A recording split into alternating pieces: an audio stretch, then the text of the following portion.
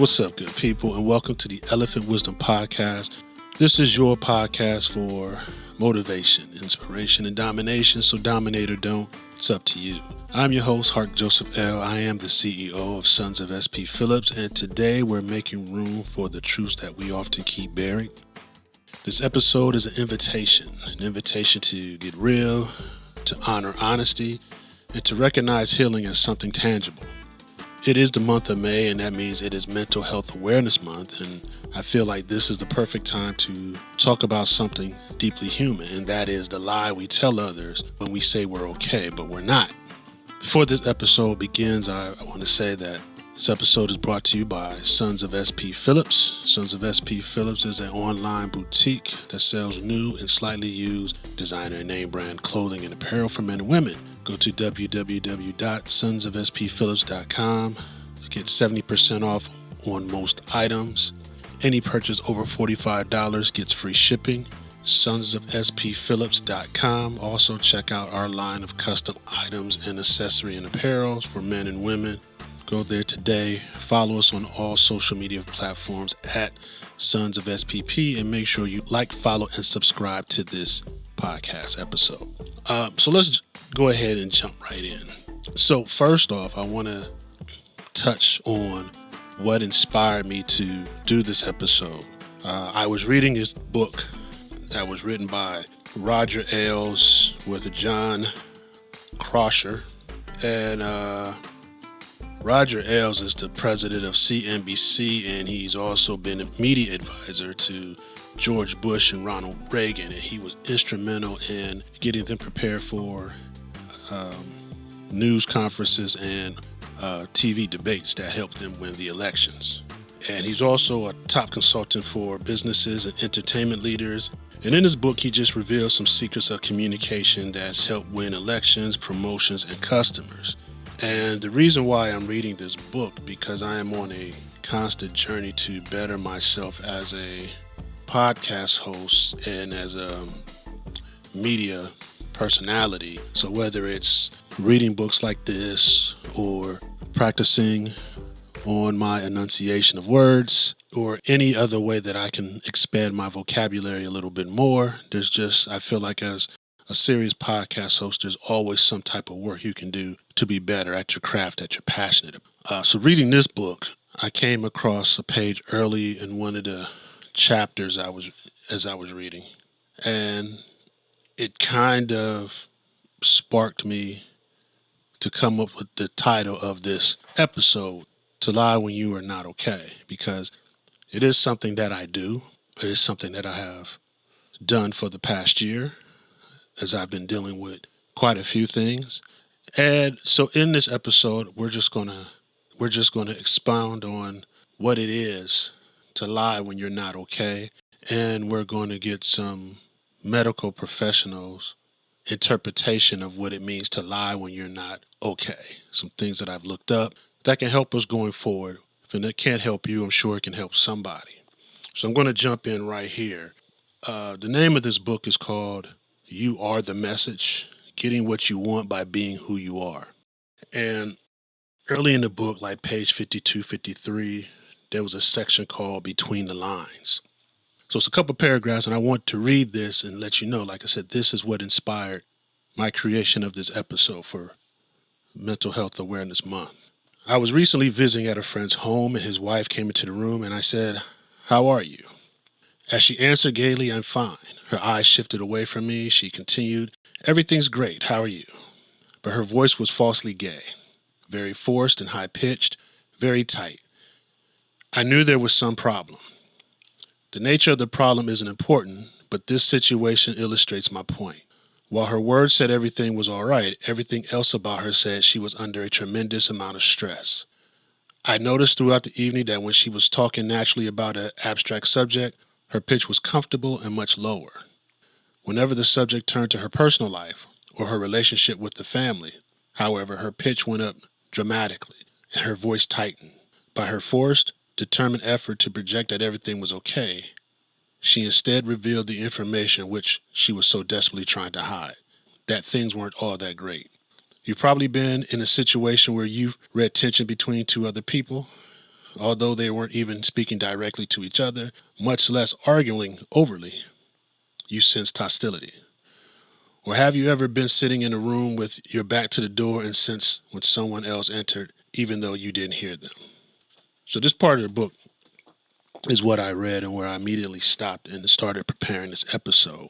And we all know the lie so well that we tell because we've all done it. And like I've already admitted to it, I've done it and I've been doing it. When someone asks you, how are you doing? How are you feeling? Is everything okay? And without a second thought, you instantly just respond by saying, I'm good, I'm okay, everything is copacetic.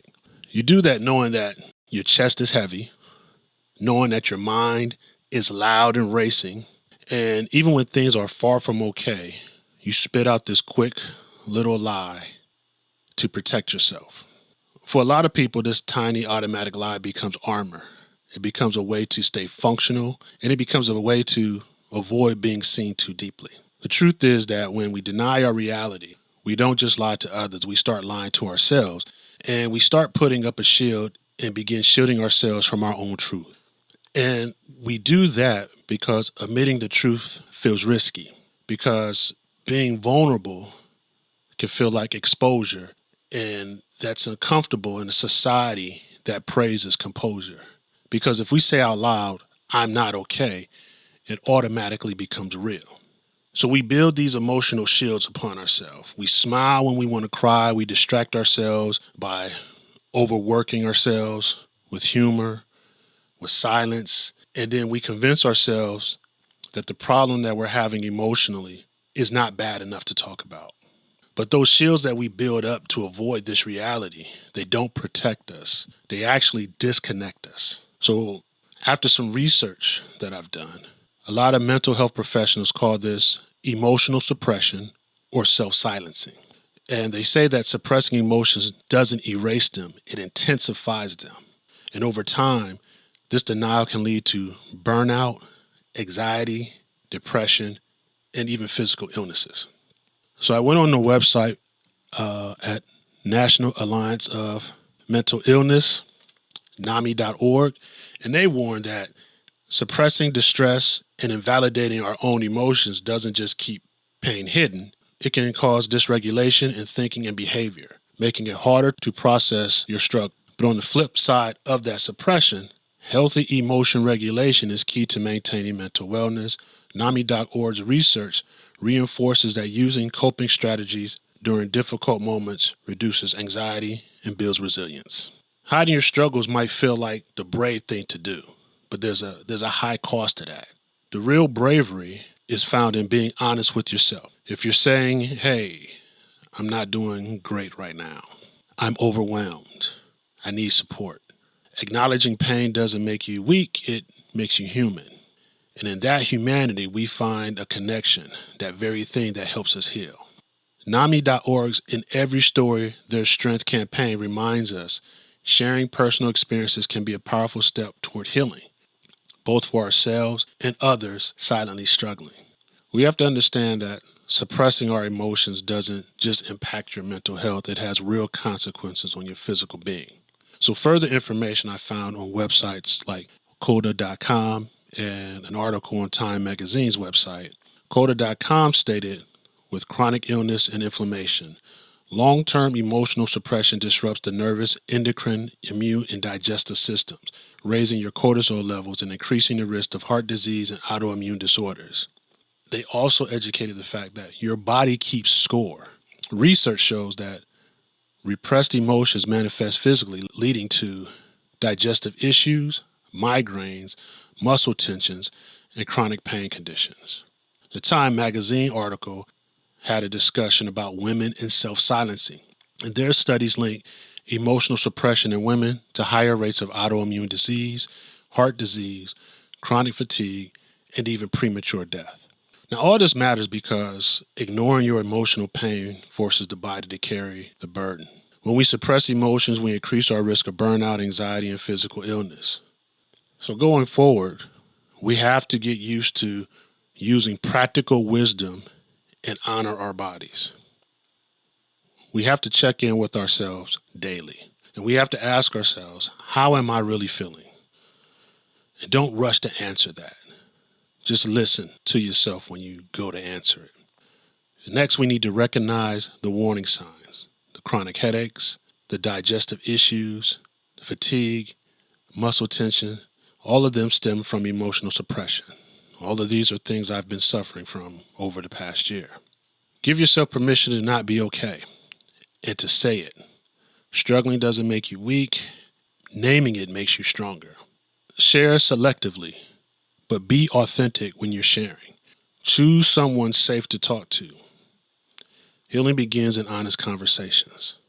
Use honest language, even in small ways. I'm having a tough day. I'm feeling off. Don't be afraid to tell your significant other, I need a little space today to process. Practice emotional release. Write in a journal. Some deep breathing techniques. And therapy can help emotions flow instead of getting trapped in your body. Listen to your body's signals. If you're feeling drained, tense, or unwell, ask yourself, what emotions am I holding on to?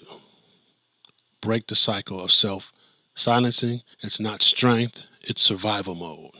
And the true strength is found in honoring what you feel and allowing yourself to heal.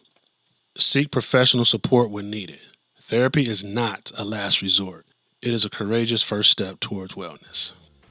In conclusion, let's make this month of May different than any other day and any other month that we go through. Let's stop performing okayness for other people and lying to ourselves. Let's speak the truth even when it shakes, because the biggest elephant in the room is not on the Elephant Wisdom podcast. It's not in the Elephant Room studios. The biggest elephant in the room is often the one inside us, the pain we pretend that isn't there. But when we name it, we tame it. When we face it, we free it. And when we speak it, we start to heal. I am Hark Jos L. I am the CEO of Sons of SP Phillips. And this has been the Elephant Wisdom Podcast. And this is your podcast for motivation, inspiration, and domination. So dominate or don't, it is up to you. Truth-telling and healing are wonderful journeys, and prayer can be a steady guide along your steps. So remember to pray along the way. So until next time, have a good one.